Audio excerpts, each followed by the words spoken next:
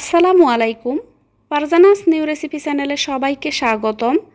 আলু আর আটা দিয়ে মুখে স্বাদ লেগে থাকার মতো একটি নাস্তার রেসিপি শেয়ার করব।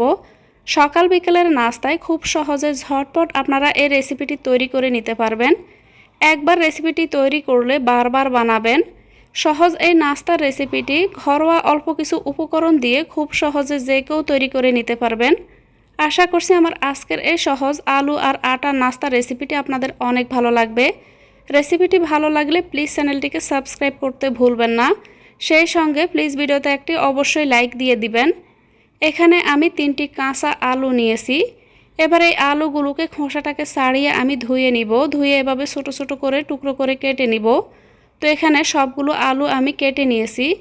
এবার এই আলুগুলোকে আমি সিদ্ধ করে নিব।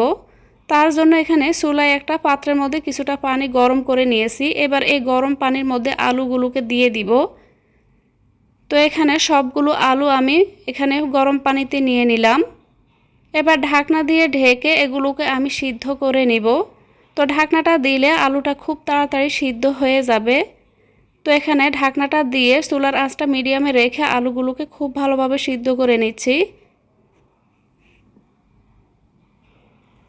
এবার ঢাকনাটাকে আমি খুলে নিচ্ছি। এতক্ষণে কিন্তু আমার আলুটা খুব ভালোভাবে কিন্তু এখানে সিদ্ধ হয়ে গিয়েছে।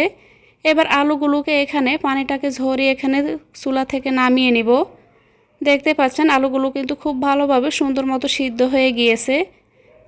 এবার গরম থাকা অবস্থাতে আলুগুলোকে আমি ম্যাশ করে নিব। আপনাদের কাছে যদি ম্যাশার না থাকে সেক্ষেত্রে আপনারা কাঁটা চামচ দিয়ে ওগুলোকে এভাবে ম্যাশ করে নিতে পারেন।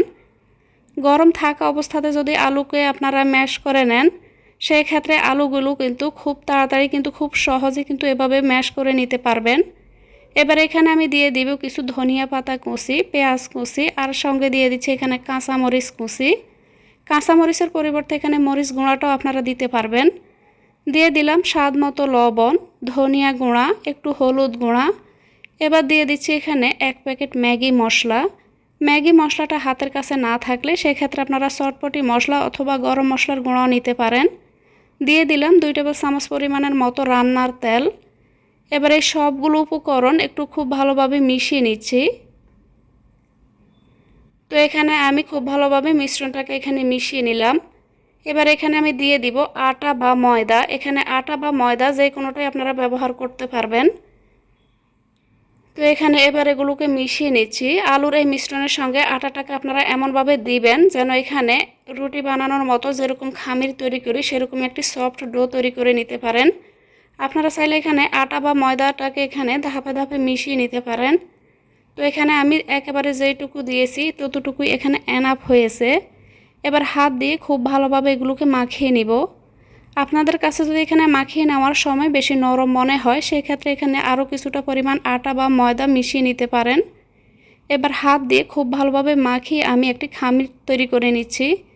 তো এখানে এই খামিরটাকে খুব ভালোভাবে মথে নিলাম। এবার এই খামিরটাকে আমি মাঝখান থেকে 2 পিস করে নিব।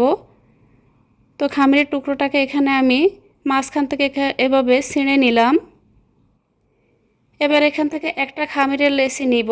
নিয়ে আমি এখানে গোল করে চ্যাপ্টা করে বড় করে একটা রুটি বেলে নিব। তো আপনারা চাইলে কিন্তু সম্পূর্ণ ডোটা বা খামিরটা নিয়েও কিন্তু একেবারে এখানে রুটিটাকে বেলে নিতে পারেন। তো এই রুটিটাকে আমি একটু মোটা করে বেলে নিব। নাস্তাগুলো এখানে আমি যেহেতু আজকে অন্যরকমভাবে তৈরি করছি তাই নাস্তাগুলোকে একটু মোটা করে বেলে নিতে হবে। আপনারা চাইলে কিন্তু এভাবে খামিরটা তৈরি করে ছোট ছোট করে লেচি কেটে কিন্তু পরোটা বা রুটির মতো করে কিন্তু এগুলোকে বেলে নিয়ে সেঁকে নিতে পারেন। সেই ক্ষেত্রেও কিন্তু নাস্তাগুলো খেতে অনেক বেশি ভালো লাগবে। তো নাস্তাগুলোকে অল্প সময় ঝটপট তৈরি করে নেওয়ার জন্য আমি এরকম মোটা করে একটি রুটি বেলে নিচ্ছি। তো এখানে রুটিটাকে এভাবে একটু লম্বালম্বি করে আমি বেলে নিয়েছি আর এরকম মোটা করে বেলে নিয়েছি। এবার আমি চারপাশে থেকে যে অংশটুকু সেইটুকুকে কেটে নিব। কেটে এখানে স্কোয়ার শেপ দিয়ে নিব। তো এখানে চারপাশের বাড়তি অংশটাকে এখানে আমি কেটে নিচ্ছি। আপনারা চাইলে কিন্তু এখানে চারপাশের এই বাড়তি অংশটুকুকে নাইফের সাহায্যে কেটে নিতে পারেন। এবার আমি এখানে এগুলোকে পিস করে নিব। তো সবগুলো পিস যেন সমান হয় সেই অনুযায়ী প্রথমে আমি এখানে মেজার করে নিচ্ছি যে এখানে কতটুকু চড়া রেখে কেটে নিলে এগুলো সমানভাবে কেটে নেওয়া যাবে। তো সেই অনুযায়ী এখানে মেজার করে এগুলোকে আমি কেটে নিচ্ছি। যে কোনো একটা সাইড থেকে প্রথমে আমি এভাবে 3 পিস করে কেটে নিব। এরপর অপর সাইড থেকেও আমি এইভাবে চওড়া রেখে আমি নাস্তাটিকে কেটে নিচ্ছি।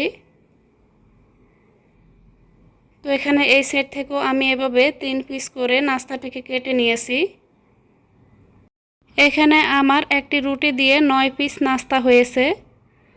এবার আমি নাস্তাগুলোকে এভাবে খুলে চারপাশ থেকে এভাবে একটু চেপে চেপে সেট করে নিব। তো এখানে সবগুলো নাস্তা এভাবে আমি হালকাভাবে চারপাশ থেকে এভাবে হালকা হাতে চেপে চেপে সেট করে নিচ্ছি। ঠিক একইভাবে বাকি যেই খামিরের টুকরোটা আছে সেটি দিয়েও আমি ঠিক একইভাবে নাস্তাগুলোকে বানিয়ে নিব।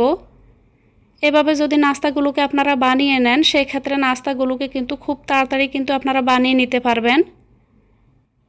তো এখানে কিছুটা আটার গুঁড়া ছিটিয়ে আমি এই নাস্তাটিকে এখানে একটু মোটা করে রুটি বেলে নিলাম। বেলে আমি ঠিক একইভাবে নাস্তাটিকে আমি কেটে নিয়েছি।